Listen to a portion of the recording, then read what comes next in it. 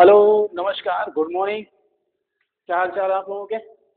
आप लोगों का बहुत बहुत स्वागत है आज के सेशन में और मैं हूं आपके साथ सौरभ यादव।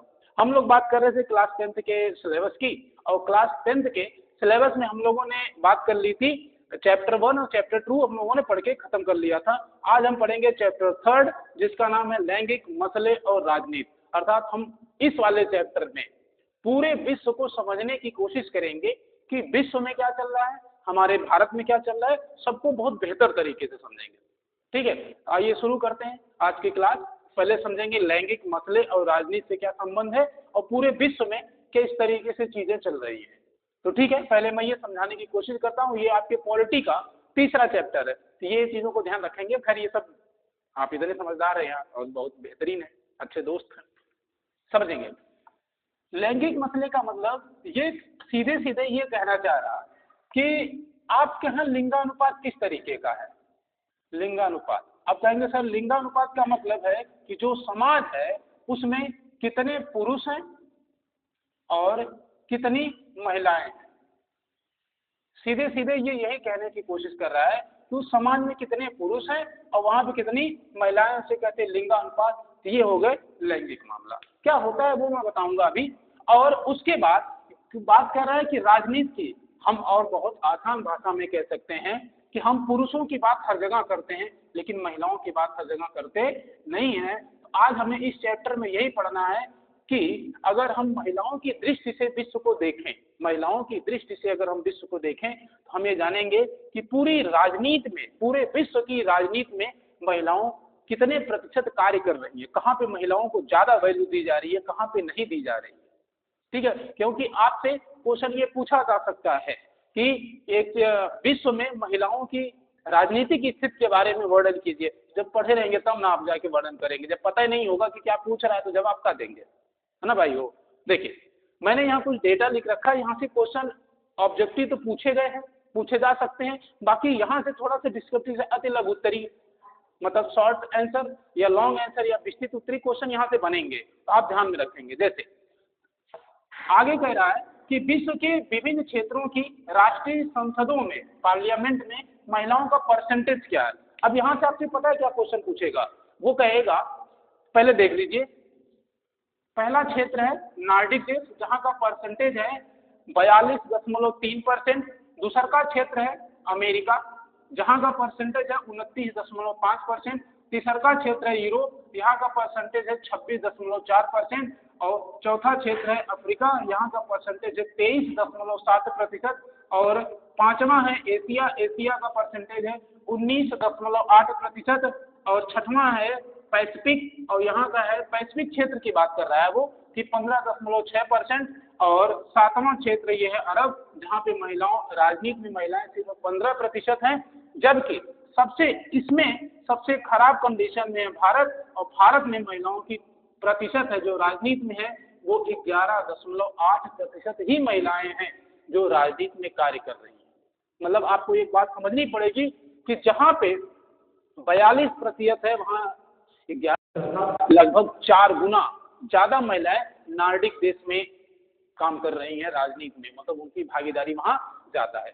आप एक चीज समझिएगा कि क्वेश्चन पूछा जाएगा विश्व में सर्वाधिक महिलाओं की संख्या कहाँ पे है, जो राजनीति में है। आप बताएंगे सर्वाधिक महिलाओं की संख्या किस देश में है, नॉर्डिक देशों में है। तो सर्वाधिक याद कर लेंगे। और अगला क्वेश्चन आपसे ये पूछा जा सकता है कि एक ही बताओ भारत में कितना परसेंटेज है, 11.8। और एक नया क्वेश्चन आपसे पूछेगा पूरे विश्व का औसत कितना है, मतलब पूरे विश्व की जितनी महिलाएं हैं उनमें औसत कितना है कि जो राजनीति में सक्रिय रूप से काम कर रही हैं। तो आप बताओगे कि 24% महिलाएं ऐसी हैं जो पूरे विश्व में सक्रिय रूप से राजनीति में काम कर रही हैं। तो यहाँ से आप 3 डेटा याद रखेंगे। पूरे विश्व में सर्वाधिक मात्रा में राजनीति में महिलाएं कहाँ काम कर रही हैं, जितने नॉर्डिक देश है वहां पे। पूरे विश्व का औसत कितना है जो महिलाएं, जो वुमेन्स पॉलिटिक्स में काम कर रही हैं, 24%। भारत में कंडीशन क्या है कि भारत में सिर्फ 11.8% ही महिलाएं हैं जो राजनीति में काम कर रही हैं। तो आप एक चीज देख रहे होंगे कि भाई हर जगह पुरुष है, अर्थात हम ये कह सकते हैं जो भारत का समाज है, भारत का समाज है उसमें आपको एक चीज देखने की, ये कैसा है भैया, पितृ सत्तात्मक है। कैसा है, पितृ सत्तात्मक है, अर्थात यहाँ पे पुरुषों की सत्ता ज्यादा मायने रखती है, जो महिलाओं की सत्ता क्या होती है, कम मायने रखती है। आपको एक बात एकदम क्लियर कट समझ में आई होगी, यहाँ से 3 क्वेश्चन बनेंगे, तीनों को रट लीजिएगा बस, इससे ज्यादा और क्वेश्चन आपसे कोई पूछा नहीं जाएगा, सिंपल सी बात है। आगे हम बात करें सर, लिंगानुपात की बात कर रहे थे, अब एक बात बताते हैं आपको, लिंगानुपात क्षेत्र के हिसाब से अलग अलग तरीके से बांटा जाता है। जैसे अगर मैं कहूँ पूरे विश्व में एक देश है लाटविया, आप सुने होंगे, अगर नहीं सुने हैं तो ध्यान रखिएगा, एक देश है पूरे विश्व का, एक देश है जिसका नाम है लाटविया। यहाँ पे अगर महिलाओं की संख्या 100 है, ध्यान से समझेंगे, महिलाओं की संख्या 100 है, तो वहां पे सिर्फ पुरुष कितने हैं, 85 है। मतलब 100 महिलाओं पे पुरुष कितने हैं, 85, अर्थात यहाँ पे 15 लोग ऐसे हैं जिनके लिए महिलाओं ने पृथ्वी पे जन्म ही नहीं लिया है। ये कौन सा देश है, लाटविया। मतलब पूरे विश्व में सर्वाधिक लिंगानुपात किस देश का है, पूरे विश्व में सर्वाधिक लिंगानुपात, सर्वाधिक लिंगानुपात, ठीक है। देखिए अगर आप चेक करना चाहते हैं तो चेक कर लेंगे, और हो सकता है आगे पीछे जो डेटा मेरे पास है उसमें लाटविया है, हो सकता है कि आप कुछ चेक करें, हो सकता है गूगल के हिसाब से कुछ और आ जाए, तो लेकिन फिर भी डेटा ये सही है, तो आप मैच करा लेंगे चाहेंगे तो, ऐसे जरूरत है नहीं।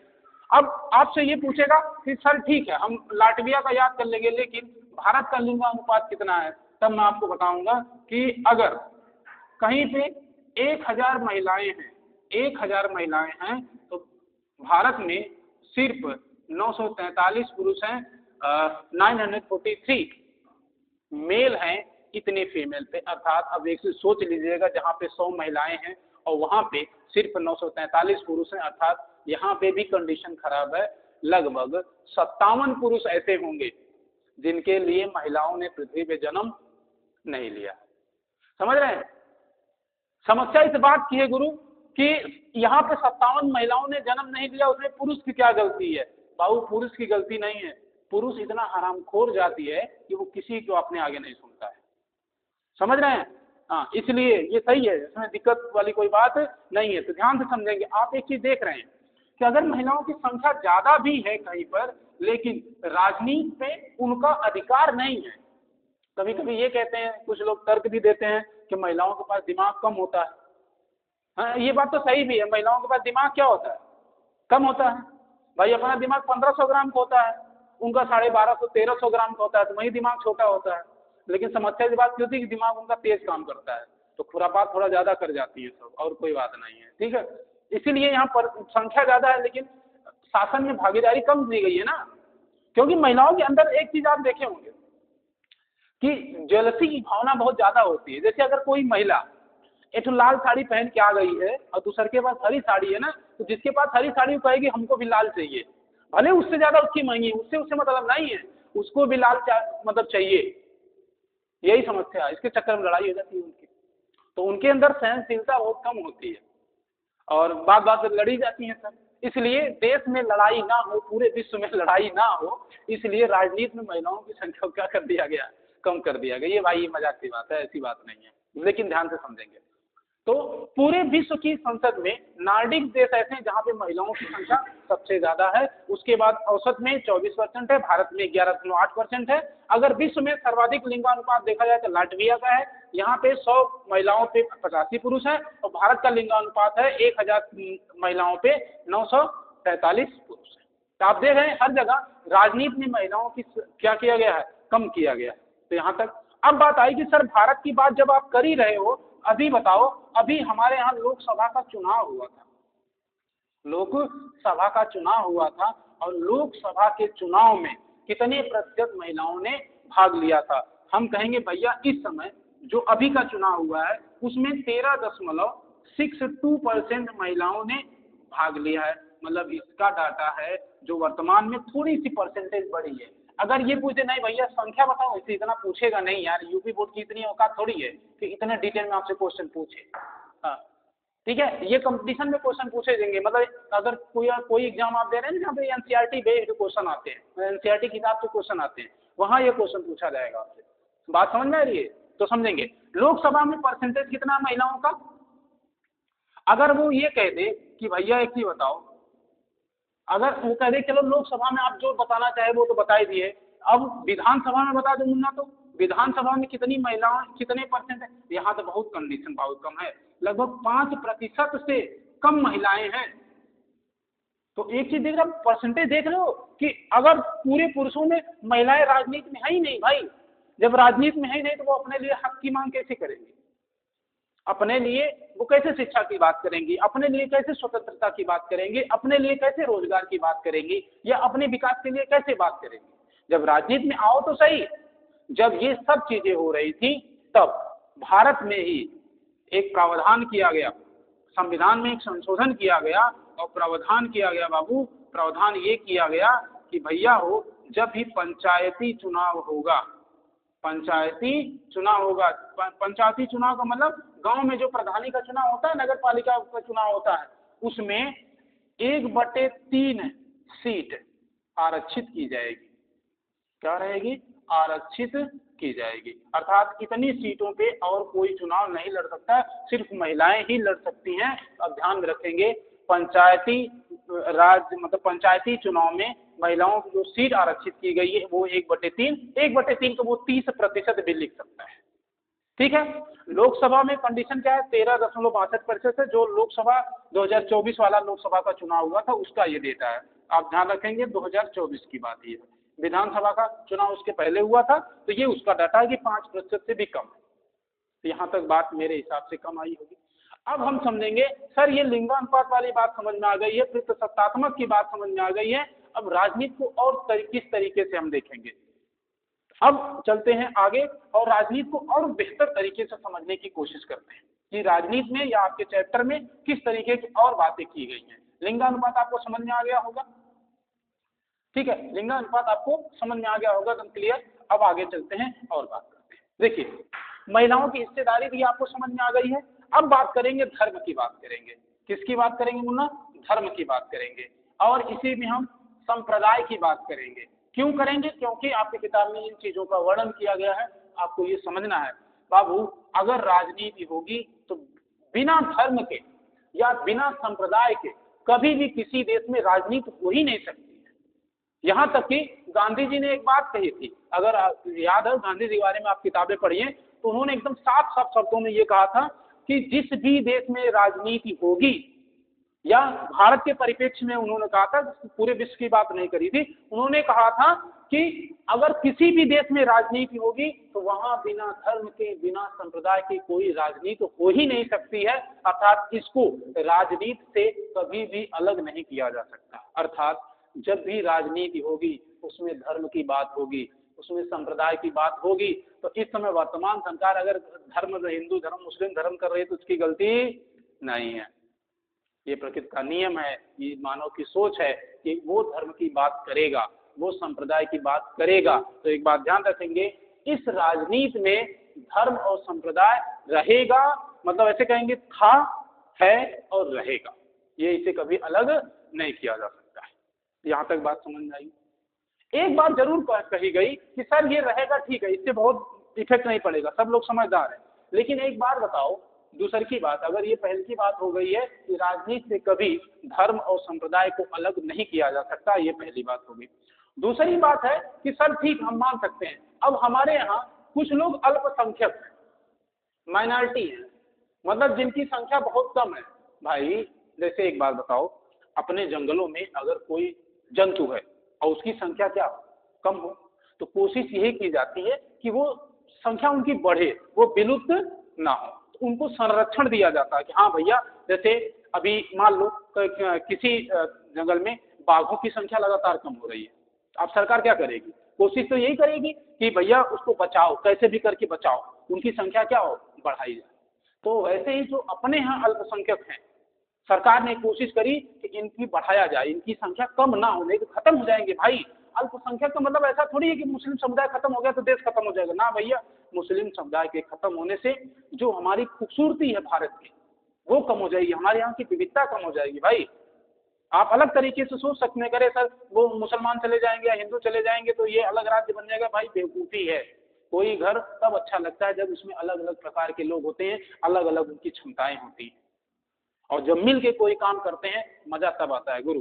स्वतंत्रता की लड़ाई में अगर मुसलमान यही कह दिए होते कि हम स्वतंत्रता की लड़ाई नहीं लड़ेंगे, हिंदू लड़ लेंगे, हम जीत जाएंगे, वो स्वतंत्र हो गए तो हम भी स्वतंत्र हो जाएंगे, तो बात ऐसे नहीं चलता बाबू। इसका मतलब है कि किसी भी देश में अगर विभिन्न राज्य मतलब विभिन्न राज्यों में अलग अलग धर्म संप्रदाय के लोग रहते हैं तो वहाँ की मजबूती है, अलग अलग रिलीजियस के लोग वहाँ रहते हैं तो वहाँ की मजबूती है, अलग अलग कास्ट के लोग कहीं रहते हैं तो वो उसकी मजबूती है भाई, उसकी कमजोरी नहीं है। और जो आपके नेता हैं वो आपको ये सब बातें इस तरीके से बताते होंगे कि अरे कमजोरी है, मुसलमान भाग जाए तो बड़ा अच्छा होगा, हिंदू भाग जाए तो बड़ा अच्छा होगा, बौद्ध भाग जाए तो बड़ा अच्छा होगा। ना भैया, अगर ये सब लोग एक होके एक बेहतर काम करें तब मजा आएगा। इतनी बात क्लियर हो गई। तो अल्पसंख्यों की क्या की जाएगी? रक्षा की जाएगी बाबू, अल्पसंख्यक की रक्षा की जाएगी। ये सरकार चाहती है, नहीं तो इनका विनाश हो जाएगा, ये खत्म हो जाएंगे, इनको बचाएगा कौन बाबू? यहाँ तक बात क्लियर होगी, एकदम चकाचक, कोई दिक्कत नहीं। आगे तीसरी बात कही जा रही है कि राजनीति में सर जो महिलाएं हैं जिनकी हम बात कर रहे थे, महिलाओं से भेदभाव नहीं किया जाएगा भाई, महिलाओं से भेदभाव नहीं किया जाएगा, ये बात कही जा रही है। लेकिन बात यही होती है ना कि जैसे किसी महिला को, देखो नेचुरल चीज है भाई, महिलाओं की कार्य करने की क्षमता कम होती है जबकि पुरुषों की कार्य करने की क्षमता क्या होती है?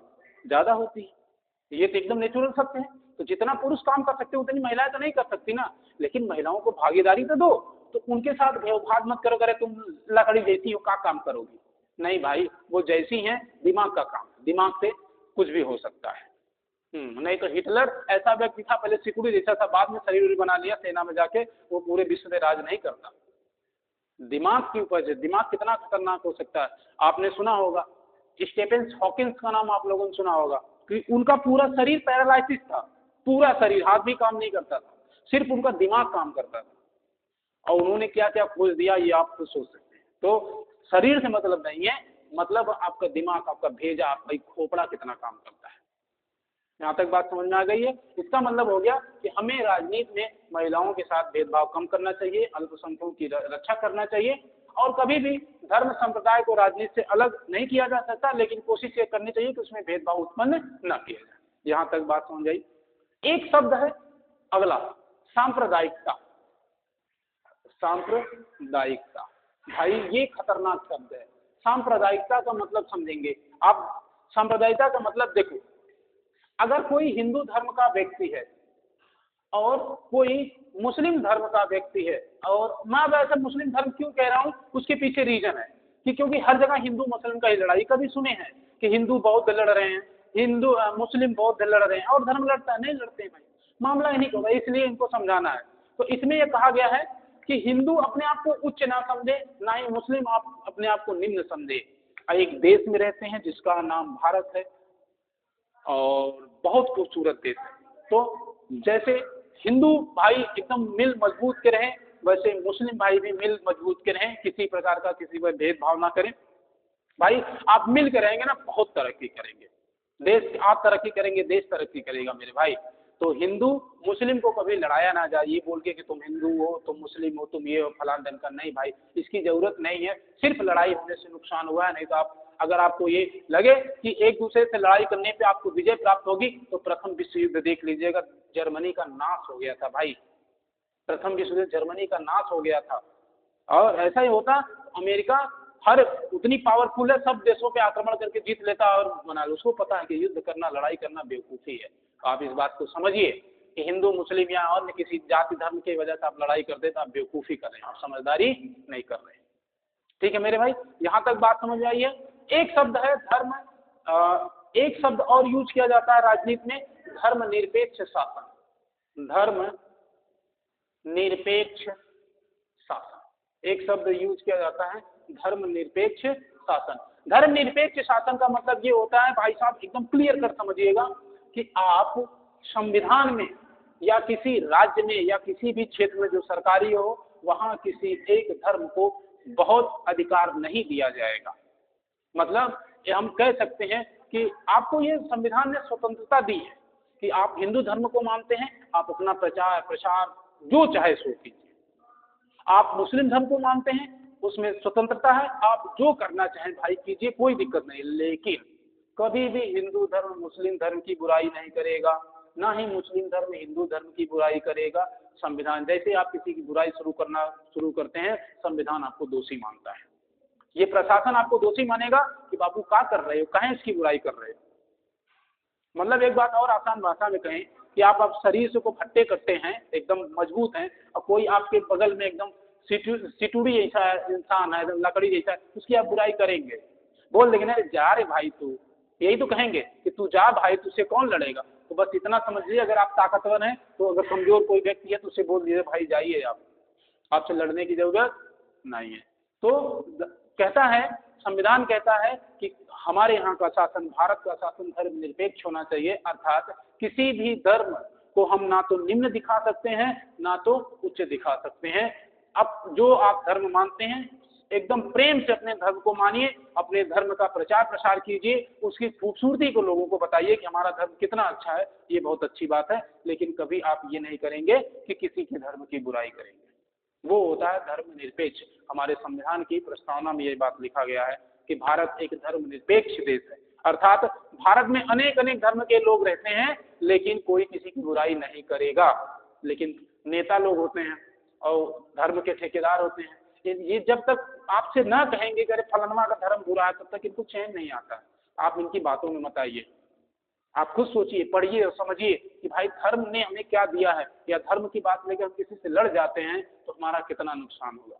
अगर यहाँ तक बातें क्लियर हो गई हैं तो हम चलेंगे आगे और कुछ और चीज़ों को समझेंगे। आप लिखेंगे ये सब चीज़ें एग्जाम में पॉइंट वाइज कि अल्पसंख्यकों की रक्षा की जाए, महिलाओं के भेदभाव को कम की जाए, सांप्रदायिकता, हिंदू धर्म में लड़ाई ना करवाई जाए, धर्मनिरपेक्ष शासन हो, किसी भी एक धर्म को ना तो निम्न दिखाया जाए ना ही उच्च दिखाया जाए। ये सब चीजें आप लिखेंगे भाई, नहीं लिखेंगे गुरु गड़बड़ा जाएगा, जितनी मेहनत हम कर रहे हैं सब में पानी फिर जाएगा। ठीक है, तो वही बात कहें, कुछ लोग कहते हैं गुरुदेव याद नहीं होता, क्या करें।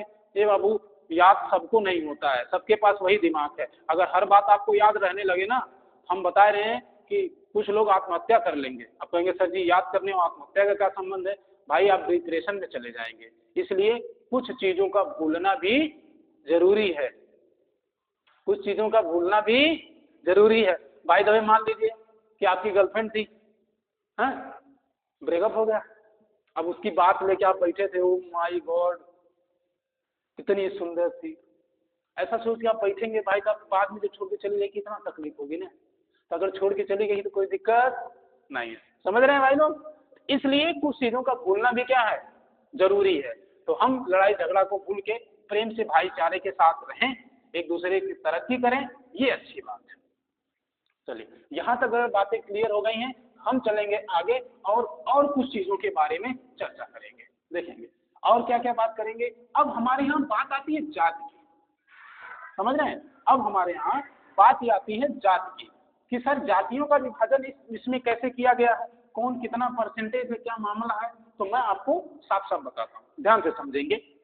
अपने यहाँ जनगणना हुई लास्ट वाली, जनगणना होती है लास्ट वाली 2011 में।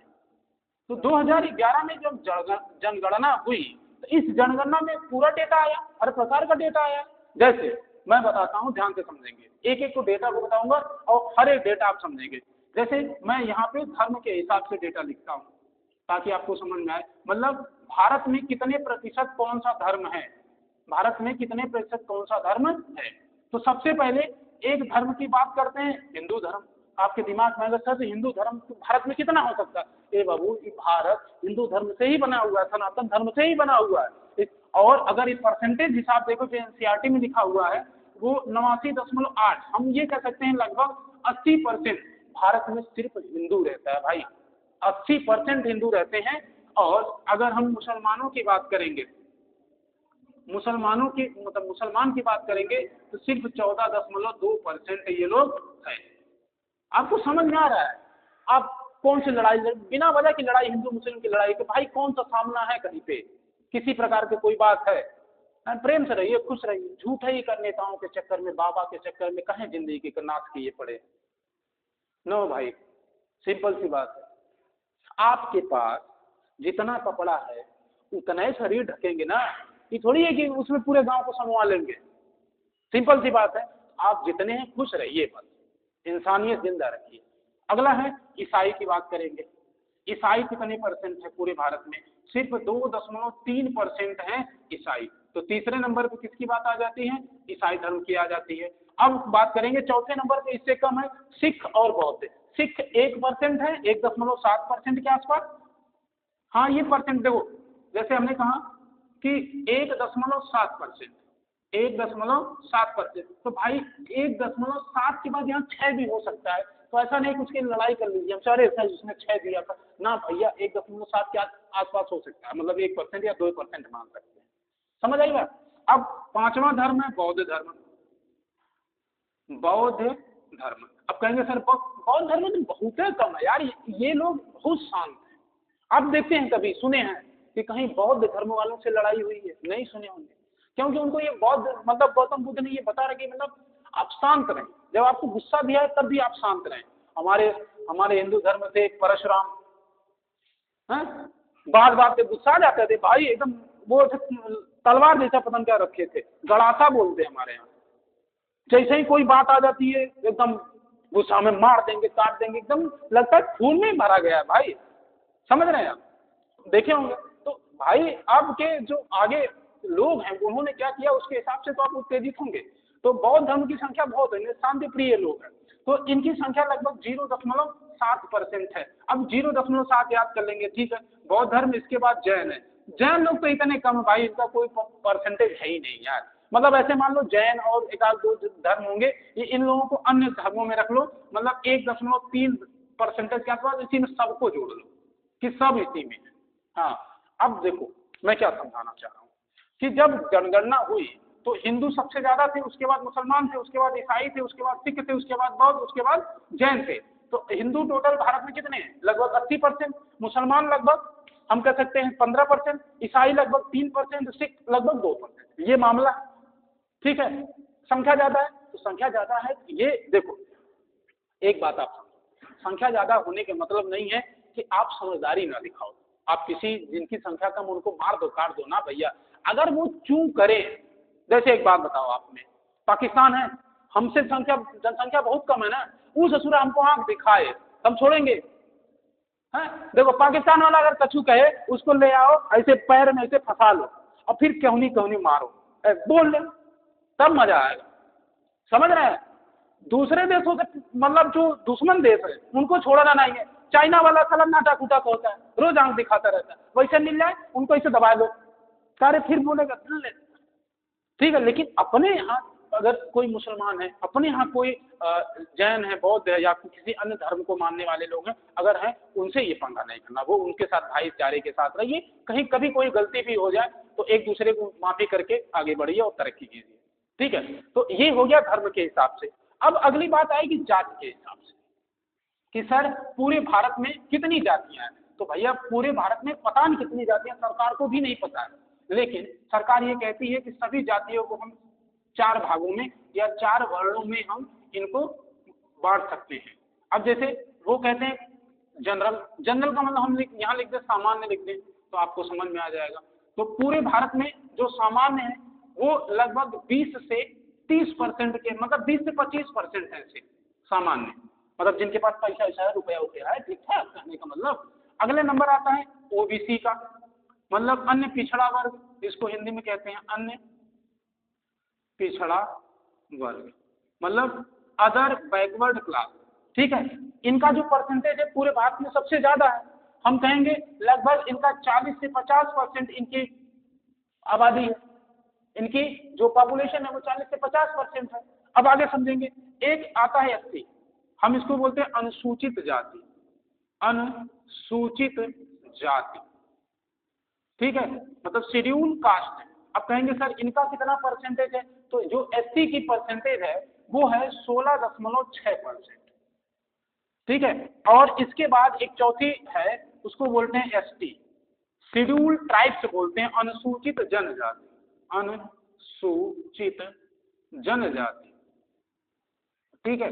अनुसूचित जनजाति का जो परसेंटेज है वो है 8.6%। तो आपको यहाँ पे एक चीज दिख रही होगी कि पूरे भारत में सबसे ज्यादा जनसंख्या मिडिल क्लास की है, सबसे ज्यादा जनसंख्या मिडिल क्लास की है, ओबीसी की सबसे ज्यादा जनसंख्या है, सबसे ज्यादा आबादी है। इसका मतलब है कि अगर ओबीसी एक जगह इकट्ठा हो जाए, ये सोच ले कि हमें एक बेहतर काम करना है, पूरे देश की तरक्की में आ जाएगा। ना तो इनके बस का कछुआ, ना इनके बस का कछुआ, ना इनके अकेले किसी का बस नहीं है। लेकिन अगर आप मिल के एक बेहतर काम करते हैं, इसीलिए मैं हर बार कहता हूं कि अगर आपके यहाँ विविधता है, आपके 5 दोस्त हैं और पांचों के पास अलग अलग गुण है, कोई पढ़ने में तेज है, कोई मार धाड़ में तेज है, कोई बात करने में बहुत बेहतर है, कोई और किसी चीज में बहुत बेहतर है, उसका ग्रुप हो, तो आप अपने जीवन में किसी समस्या का सामना ही नहीं करेंगे। सही कह रहे हैं कि नहीं कह रहे? जैसे आपका एक दोस्त डॉक्टर है, घाव लगी तो दवाई कर दे भाई, पैसा लेगा? नहीं लेगा। आपका एक इंजीनियर है, घरों में कछु कोई बात हो गई, वो सही कर देगा। एक डॉक्टर टीचर है, उससे कह दो हमारे बच्चा को पढ़ाई दो, पैसा नहीं देंगे। ठीक है, इसका मतलब आपके पास अगर विविधता है, अलग अलग गुण है, बेहतर है, तो आप मजबूत हैं। अभी सोचिएगा, एक ही व्यक्ति डॉक्टर बन जाए, एक ही व्यक्ति इंजीनियर बन जाए, एक ही व्यक्ति सब बन जाए, पॉसिबल है? नहीं पॉसिबल। और आप लोग यही चाहते हो कि एक ही व्यक्ति सब बन जाए। अब सब लोग स्वामी विवेकानंद थोड़ी बन सकते हैं भाई, कि एक बार किताब पढ़ी सब याद। वो बहुत अद्भुत इंसान थे भाई। मतलब स्वामी विवेकानंद सर नाम आता है तो एक स्वामी विवेकानंद और कुछ लोग हैं, और जिनको मैं मानता हूँ एक बहुत बेहतर इंसान, वह अद्भुत इंसान जिनको मैं कह सकता हूँ, स्वामी विवेकानंद सर, जिसका मैं बहुत सुनाई हूँ, उनकी किताबें पढ़ता हूँ, बहुत गजब की बात है। उनका ज्ञान योग पढ़िए, स्वामी विवेकानंद कर्म योग पढ़िए, भाई आप तर जाएंगे, आपके अंदर हिंसात्मक गुण खत्म हो जाएगा। और दूसरा नंबर अगर मैं बात कहूँ स्वामी विवेकानंद के बाद अगर किसी की बात आती है तो वो है भीमराव अम्बेडकर। मतलब भीमराव अम्बेडकर उस जमाने में ये चीज सोच लिए थे कि भाई अगर हम एससी को आरक्षण नहीं दिलाएंगे तो ये साले कहीं के नहीं रहेंगे।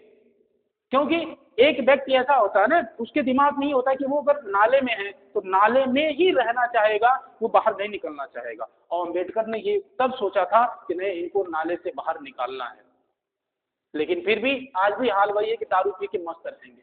दारू पीने के बाद ऐसा लगेगा कि वो राजा है, उनके दिमाग में अम्बेडकर अम्बेडकर साहब को मानते हो तो कम से कम उनकी शिक्षाओं को मानो मेरे भाई, उनके बौद्धिक स्तर को पहचानो। वो ऐसा व्यक्ति जिसके पास भाई कम से कम 15-16 डिग्रियां थी। आप सोच भी नहीं सकते यहाँ 1-2 डिग्री लेने में सब अरे भैया बहुत पढ़ लिए, इससे ज्यादा औकात है नहीं, इससे ज्यादा क्षमता नहीं है। आप अम्बेडकर की बात करते हैं भाई, तो ध्यान से समझेंगे कि आपको मिलजुल के रहना। ये जरूर परसेंटेज आगे पीछे कम ज्यादा इससे फर्क नहीं पड़ना चाहिए। राजनीति पे यहीं पे नेता आपके साथ राजनीति करते हैं, आप बात उनकी समझ नहीं पाते हो, आपका काम तमाम हो जाता है। आपकी संख्या कुछ भी है, आप एक बेहतर काम करिए, मिलजुल के एक बेहतर भारत का निर्माण कीजिए। अब यहाँ मैं एक चीज और दिखाना चाहता हूँ आपको। जब हम जात की बात कर रहे थे, हमने ये चारों की बात करी, हम धर्म ने इस सब की बात करी, तो उस समय क्या हुआ, सबसे खतरनाक चीज जो हुई भारत में अब तक की सबसे खतरनाक चीज हुई, वो क्या होती है? सबसे खतरनाक चीज ये समझो, खतरनाक चीज ये हुई कि अपने यहाँ एक धर्म है मुस्लिम धर्म। इनकी कंडीशन ये हुई कि इन लोगों की अशिक्षा के कारण, इन लोगों की अशिक्षा के कारण, मतलब थोड़े से कम पढ़े लिखे लोग थे, तो अशिक्षा के कारण ये लोग एक मेल मतलब एक व्यक्ति 3-4 जने से शादी कर लेता है। मतलब हाँ, मुसलमानों में यही था। अब तो लोग पढ़े लिखे हो गए, अब तो बहुत अच्छा है कि भाई एक व्यक्ति है तो एक ही बीवी होनी चाहिए। अब तो बहुत पहले, अब जब एक व्यक्ति 4 महिलाओं से शादी किया तो अगर एक एक महिला का 2-2 हुआ, 8 बच्चा हो गए। संख्या इतनी तेज बढ़ी कि भारत सरकार को लगा भाई साहब हिंदू की संख्या कम हो जाएगी, मुस्लिम संख्या बहुत ज्यादा बढ़ जाएगी, बड़ी समस्या हो गई। तब उन्होंने एक काम किया था, 9 मार्च 2005, डेट याद रखेंगे बाबू, 9 मार्च 2005 की बात है। 9 मार्च 2005 को एक समिति बनाई गई, सच्चर समिति। एक समिति बनाई गई, सच्चर समिति। सच्चर समिति बनाई गई, सच्चर नाम है एक तरीके से, ये मतलब एक तरीके मुख्य न्यायाधीश थे, एक जज थे, सच्चर उनका नाम था। अगर पूरा नाम आप पूछोगे, मतलब इनका पूरा नाम था राजेंद्र सच्चर। इनका अगर पूरा नाम आप पूछोगे, ये जज थे दिल्ली हाईकोर्ट के, इनका नाम था राजेंद्र सच्चर। ठीक है। इनके अध्यक्षता में एक समिति का गठन किया गया, सच्चर समिति, और कहा गया कि आप लोग पूरे देश में जितने मुसलमान हैं, ध्यान से समझना कि सच्चर समिति का क्यों गठन किया गया, कि पूरे देश में जितने मुसलमान हैं उन पूरे मुसलमानों के बारे में आप पूरी जानकारी इकट्ठा करेंगे। किस तरीके की जानकारी, कि वो उनका सामाजिक जीवन क्या है, मतलब वो समाज में किस तरीके से रहते हैं, अच्छे से रहते हैं, बुरे से रहते हैं, गाली देते हैं, खाना खाते हैं कि नहीं, घर है कि नहीं, ये सब चीजों के बारे में। उनके पास पैसा है कि नहीं, मतलब आर्थिक जानकारी आप इकट्ठा करेंगे, पैसा है, कमाते हैं कि नहीं कमाते हैं, कि बेरोजगारी में चलते हैं। या तीसरी बात और एक चीज इसमें इकट्ठा करी थी कि उनकी शैक्षिक उपलब्धि क्या है, मतलब वो पढ़े हैं कि नहीं पढ़े, या उनको पढ़ाया जा सकता है कि नहीं पढ़ाया जा सकता है। इन सब स्थितियों का आकलन करने के लिए सच्चर समिति का गठन किया गया था 9 मार्च 2005 को। तो ध्यान में रखेंगे, आपसे क्वेश्चन पूछा जाएगा सच्चर समिति का गठन कब किया गया, तो 9 मार्च 2005 को। किसकी अध्यक्षता में किया गया, तो इनका नाम था राजेंद्र सच्चर, जो दिल्ली हाई कोर्ट के जज थे। और इनकी अध्यक्षता में ये कहा गया सरकार के द्वारा कि हमें मुसलमानों की सामाजिक, आर्थिक और शैक्षिक उपलब्धि के बारे में पूरी रिसर्च करनी है, तो उनका विकास किस तरीके से किया जा सकता है। उसके बाद 17 नवंबर 2006 की डेट आती है, 17 नवंबर 2006 की एक डेट आती है, और सच्चर समिति इस दिन अपनी रिपोर्ट प्रस्तुत करती है, इस दिन अपनी रिपोर्ट प्रस्तुत करती है। और वो कहती है अपनी रिपोर्ट में, ध्यान से समझना, कि 50 वर्षों में भी अगर मुस्लिम जनसंख्या जिस तरीके से बढ़ रही है, मैक्सिमम 3 से 4% ही बढ़ पाएगी, इससे ज्यादा बढ़ नहीं पाएगी। अब बात आएगी, मास्टर साहब कैसी बात कर रहे हो, ये रिपोर्ट किस तरीके से इन्होंने दी कि ऐसा हो सकता है कि एक व्यक्ति 8 से 10 बच्चा पैदा कर रहा है, उनकी संख्या बूस्ट हो रही बहुत तेजी से, और 50 वर्षों में आप कह रहे हो कि सिर्फ 3 से 4% ही बढ़ेगी, ये कैसे पॉसिबल है। भाई साहब आप समझिएगा, इसमें सबकी समाज की बात की गई है, इसमें आर्थिक बात की, इसमें सबसे अच्छी बात कही है कि उनकी शैक्षिक उपलब्धि, मतलब मुसलमानों को आपको शिक्षित करना है, उनको बताना कि भैया 8 जो टीम पैदा की हो इसका खर्चा कौन उठाएगा। अब वो जमाना गया ना मुगलों वाला, कि आपके मुगल राजा थे तो आपको ज्यादा पैसा मिल जाएगा तो आप कुछ कर जाएंगे। भाई अब सरकार आई है, चेंज हो गई है, कमाएंगे तो खिला पाएंगे, नहीं तो भूखमरी में रहेंगे। जब बच्चा पढ़ेगा नहीं तो वो समाज के साथ कंधा के मिला के कैसे चल पाएगा। इसलिए आप क्या करेंगे, इनकी शैक्षिक व्यवस्था, जब एक आदमी पढ़ लेगा लिख लेगा तो उसके दिमाग में आ जाए, ए भैया अगर हमारी इनकम कम है हम एक ही बच्चा करेंगे। और जैसे ही कि हर मुसलमान ये सोच लिया कि हम एक ही बच्चा करेंगे, मैक्सिमम 2 करेंगे, बहुत आया तो 3 आएंगे, इनकी जनसंख्या जो लगातार बूस्ट हो रही थी, धड़धड़ बढ़े जा रही थी, वो अचानक से क्या हो जाएगी, रुक जाएगी। तो 50 वर्षों के बाद अगर इनकी जनगणना कराई जाएगी तो मैक्सिमम 3 से 4% ही इनकी जनसंख्या बढ़ पाएगी, इससे ज्यादा बढ़ने की कोई संभावना नहीं है। अपनी किताब में आप लिखेंगे, जातिगत जनगणना के अंदर अगर क्वेश्चन आएगा तो आप बताएंगे कि 9 मार्च 2005 में सरकार ने सच्चर समिति का गठन किया ताकि देश में रहने वाले मुसलमानों की सामाजिक, आर्थिक और शैक्षिक उपलब्धि की गणना की जा सके और उनके सुधार के लिए काम किया जा सके। सच्चर समिति ने 17 नवंबर 2006 को अपनी रिपोर्ट प्रस्तुत की और ये कहा कि सरकार को डरने की जरूरत नहीं है। 50 वर्षों में भी मुसलमानों की संख्या जितनी तेजी से बढ़ रही है, लेकिन वो मैक्सिमम 3 से 4% ही बढ़ पाएगी, इससे ज्यादा बढ़ नहीं पाएगी, क्योंकि बाद में हम उन्हें शिक्षित कर देंगे और अगर वो शिक्षा पा जाएंगे तो उनकी जो संख्या के प्रति जो विचारधारा गलत है वो सही हो जाएगी। मेरे हिसाब से आपको ये सब बातें और ये सब बातें पूरे तरीके से अच्छे से समझ में आई होगी। फिर भी अगर दिमाग में कोनो डाउट रहता है तो भाई खटखट जैसे चैट करते हैं वैसे लिख दीजिएगा, मैं आपकी प्रॉब्लम को सॉल्व करूंगा। ठीक है, तो मिलेंगे अगले वाले सेशन में। तब तक के लिए आपको मेरी तरफ से शुभकामनाएं और हंसते रहिए, मुस्कुराते रहिए, देखते रहिए। ठीक है, थैंक यू।